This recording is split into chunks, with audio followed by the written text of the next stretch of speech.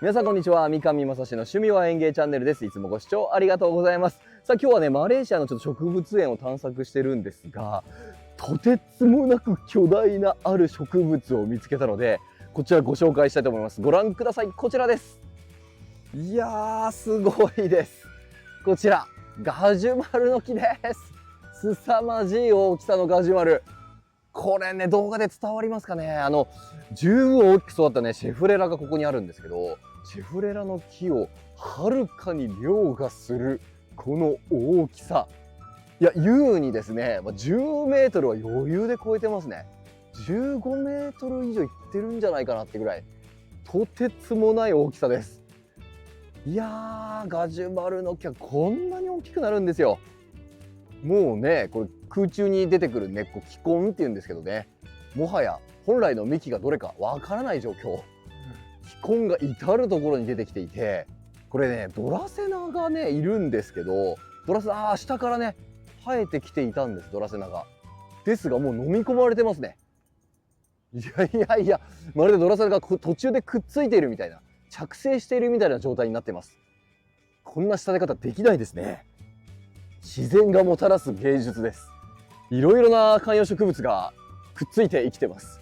もう住処になってますね。中に何かがこういるんじゃないかなっていう、動物も中に生きてるんじゃないかなって、それぐらい大きな植物、巨大ガジュマルになっております。いや、ガジュマルってね、この気根を至る所に生やして、もともといた植物をね、こう巻きつくように、絡みつくように生きていくっていう性質から、別名締め殺しの木ともね言われているんですが、異名を持つんですが、まさにねそれが分かりますね。そのような状況になって、でもね、しっかり優しいガジュマルですね。こう共存できてますね。素晴らしい素晴らしい。そしていました、やっぱり大谷渡りがこう下にもねしっかりいるし、上にもいっぱいいますすごいです。あんな高いところにくっついてます。大谷渡りってね、こう着生しても生きられる植物なので、空中からね水分も得ながら、葉が放射状に出ている植物なので、中央部分に枯れ葉などが落ちて、それが栄養になっていますし、あと水もそこで受けることができるので、空中でこう着生、木に着生して生きることができるんですよね。周りにいる観葉植物が本当にこの大ボスのガジュマルを守っているかのような、そんなことになってますね。マレーシアは気温がね、もう年中常夏、30度前後なので、それが適しているんですよね。観葉植物の本当にまさに適した環境で、だからこそ外でこんな風に大きく育つことができます。ガジュマルね、日本では本当に小さい観葉植物としてもね育てられてる100円ショップのガジュマルとか、とっても小さいですよね。ああいった風にね、お家で育てることもできますが、さらにこんな風に日光に当てて温暖な気候であれば大きく育つっていうことなんですよ。すごいですよね。で、重要なのはやっぱり温暖な気候なので、日本でもなるべくね暖かい場所で育てるようにしていただく。そして日光ですね。もう何より日光がね大好きな植物だからこそ、これだけ背を伸ばそうとして他の植物よりも高く育ってるわけなんですね。なので日光に当ててください。室内で育てるにしても窓辺でね、日の当たる場所で育てるようにしてください。そうするとね、ガジュマル喜んで大きく育ってくれます。そして水なんですが、水はもうね、さっきはね土砂降りの雨が降ってたんですよ、こちらで。今はびっくりするぐらい晴れていて、日光がもうギラギラで暑いです。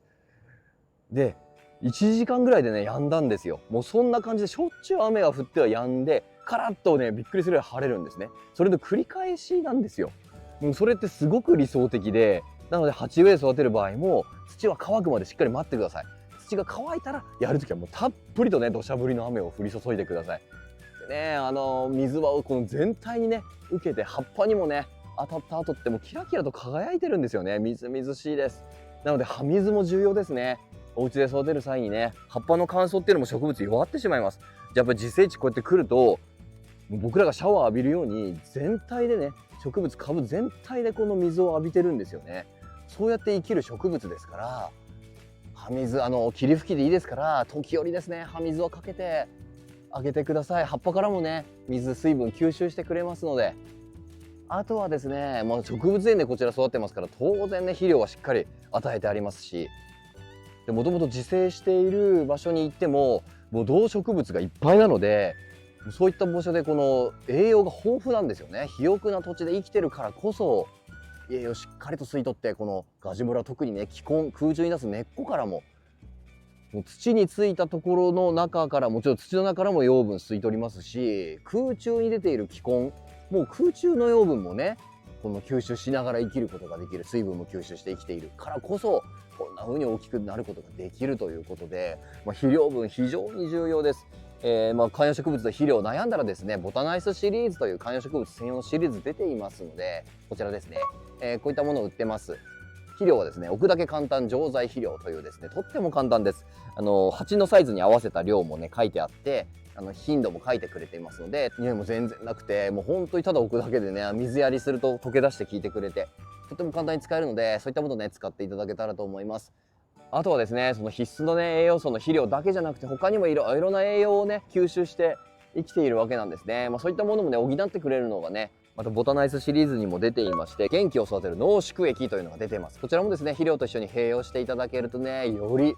こんな風に大きく育てるのも夢じゃなくなります。日本でもね、沖縄のように暖かい場所に行くと、やっぱりガジュマル外で大きく育ってるんですよね。室内でもね、今言ったようにやっぱ日光と、あと温度、そして肥料ですね、そういったものをしっかりとねやっていただけると大きく育てることができますから、是非ねお家でもガジュマルの木を大きく育てるというのもね、楽しんでみてはいかがでしょうか。大きく育ってきたらね、